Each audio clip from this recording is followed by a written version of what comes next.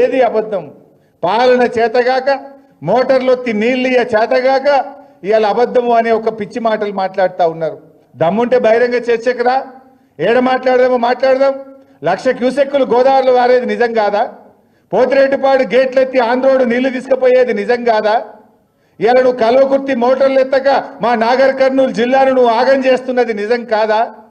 ఆంధ్ర వాళ్ళు కృష్ణానదిలో అధికంగా నీళ్లు తీసుకుపోతుంటే గుడ్లప్పగించుకొని చూసి తెలంగాణకు అన్యాయం చేసింది నిజం కాదా?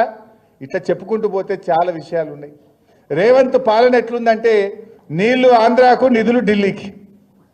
మూటలన్నీ ఢిల్లీకి తీసుకుపోయి అప్పచెప్తాడు. నేను పోయిండు మళ్ళా లెక్క అప్పచెప్పాలి కదా ఢిల్లీలో. నిధులేమో మూటలు ఢిల్లీకి, నీళ్ళేమో ఆంధ్రాకు. ఇంతకు మించి వీళ్ళు చేసింది ఏమన్నా ఉన్నదా? ఏ విషయంలో అభివృద్ధి సాధించారు?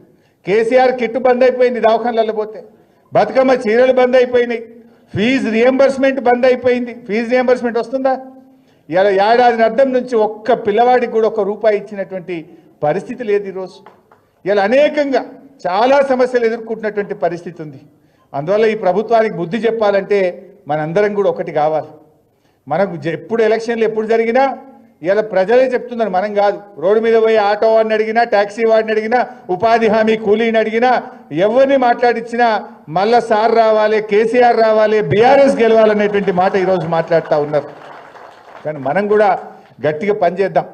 ముందు ఈ లోకల్ బాడీస్లో అందరం కలిసి మన మెదక్ జిల్లా పరిషత్ను గెలిపించడం కోసం కలిసిమెలిసి అందరం పనిచేద్దాం. డెఫినెట్గా నాకు నమ్మకం ఉన్నది, మన మెదక్ జిల్లాలో, ఉమ్మడి మెదక్ జిల్లాలో 3 జిల్లా పరిషత్లు మనం గెలిచి తీరుతాం ఖచ్చితంగా. కానీ మనం కష్టపడి పనిచేద్దాం. తమ్ముళ్ళు కూడా ఈరోజు సాధారణంగా మీరు ఆహ్వానించిండ్రు, మిగతా వాళ్ళను మీరు ఇంకా అందరు కలిసి పనిచేయండి. ఇంకా కొంతమంది కూడా మాట్లాడిన నాకు ఇవాళ, అన్న మేము కూడా వస్తామంటారు. అరే వీళ్ళు ఇవాళ వచ్చేస్తారు అన్న, మేము కూడా చెప్తే వస్తాం కదా అని నాకు నిన్న రాత్రి కొందరు ఫోన్ చేసిండ్రు.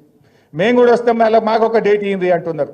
నాకు తెలిసి బాలన్న కాంగ్రెస్ కాలైపోతాడు, ఎవడు ఉండడుగా, ఆడెవడు ఉండడు. అందరికి అర్థమైపోయింది, ఏ తెలియదా బీ తెలియదా. సో ఆ పరిస్థితి ఉన్నది. కానీ మనం కూడా మంచిగా కలిసి పనిచేద్దాం. డెఫినెట్గా ప్రతి కార్యకర్తను కూడా కాపాడుకునే బాధ్యత నాది. ముఖ్యంగా మెదక్ నియోజకవర్గం కేసీఆర్ గారికి, బీఆర్ఎస్ పార్టీకి ఉద్యమకాలం నుంచి అండగా ఉన్నటువంటి నియోజకవర్గం మెదక్ నియోజకవర్గం. కేసీఆర్ గారికి కూడా ఎంతో మెదక్ అంటే చాలా ఇష్టమైనటువంటిది, సొంత జిల్లా వారిది. తప్పకుండా మెదక్కు అన్ని రకాలుగా మళ్ళీ అండగా ఉంటుంది మన బీఆర్ఎస్ ప్రభుత్వం. నేను కూడా అండగా ఉంటాను. మీరందరినీ కూడా కాపాడుకునే బాధ్యత నాది. కలిసిమెలిసి పనిచేద్దాం. అన్ని జిల్లా పరిషత్లు, అన్ని ఎంపీటీసీలను మనం గెలుచుకునే విధంగా అందరం మంచిగా టీం వర్క్ చేసి మనం మళ్ళీ మెదక్ నియోజకవర్గం మీద గులాబీ జెండా ఎగిరేసేదాకా కూడా అందరం కలిసిమెలిసి పనిచేద్దాం. నాకు కూడా ఒక బాధ ఉండే, మన మెదక్ పార్లమెంట్లో 6 గెలిచినాం, ఒక్కటి మిస్ అయింది మెదక్. ఈ ఒక్కటి పోయిందని నాలో కూడా చాలా బాధ ఉండే. పోవడంలో కొంత పాత్ర వహించిన తమ్ముళ్ళు నిజం తెలుసుకొని, దారి తప్పినమని తెలుసుకొని, లేదన్నా బీఆర్ఎస్ఏ మెదక్కు శ్రీరామ రక్ష, తెలంగాణ ప్రజలకు కేసీఆర్ఏ శ్రీరామ రక్ష అని చెప్పి ఇవాళ ఎంతో మంచి మనసుతో, నమ్మకంతో మీరు వచ్చారు. చాలా చాలా సంతోషం. మీ ప్రేమను, మీ గౌరవాన్ని కాపాడుతా. మీరు ఉద్యమకారులు, మొదటి నుంచి నాకు అత్యంత ఆత్మీయులు.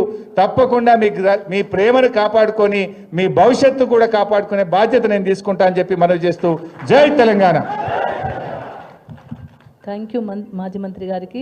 సార్ కేటీఆర్ గారు